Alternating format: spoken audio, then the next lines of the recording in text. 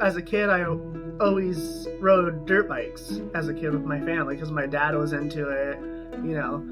And then I had the cane transplant, and I couldn't do that no more because they don't want you to do any sort of impact sports. And my parents got me my first buggy. When I am in it and I'm riding either the dunes or going slow up rocks, I feel like I could do anything. It makes me feel the possibilities are endless.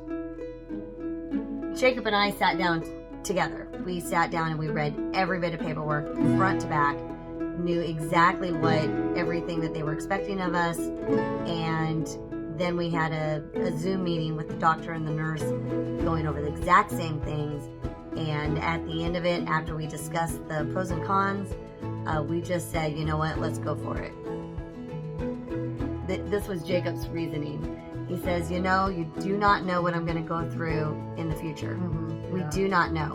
He says, all of this testing, he says, I've been through worse already. So he said, this is going to be nothing. He says, and if I can live the rest of my life without this disease, it all makes it worth it. And it would help improve a lot of people's lives. Before he was diagnosed, he was super outgoing, really just energetic and super outgoing. After he started taking the medicine, back then the Cystagon, he started having a smell about him, and he started getting teased about it in school. I went through a whole lot of stuff that really made me an introvert. Even like adults would ask him about it. The hardest part of the trial for me personally was all the testing. Blood draws, I mean, those are fine, but it's more the early times they get you up. They're getting you up at like 4 or something like that. And that was probably the hardest part for me. And as staying away from home, it's like we have 2 dogs here. I couldn't see them for like 3 months basically, so it was a little difficult. I went into it in my head is be compliant, very compliant. Anything they want you to do, try to do it to your best of your ability. Even when he was going through the chemo, he would go for a walk every day and he'd work out every day that they'd let him, and to keep his strength up.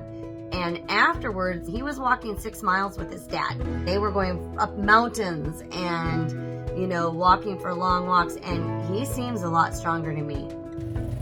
The main difference for me is that I don't have to take a handful of pills 2 times a day. I feel it still really hasn't hit me yet. You know, I might be cured of cystinosis, and that's amazing, really. He's much more outgoing. I think that he feels like he can talk to people in their face and they don't smell a bad breath, and he doesn't have to feel self-conscious about that anymore. I have faith that it worked. I have faith that he's cured. He says he's still trying to imagine that maybe he is, but I know he is. I know he's cured. So I have absolute and utter faith that everything is going to be fantastic. And every now and then it hits me and I'm like, that's really cool, and I might have paved the way for other people to do that too, you know?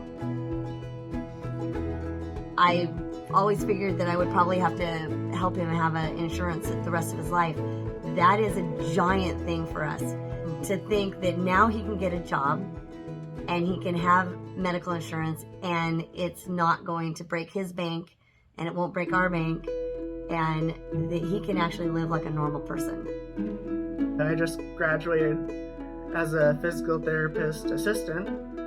So after this whole stem cell thing is kind of blown over a little bit and I can go back into the public, I'm going to try to get a job as that and hopefully progress in that field through my life and help a lot of people.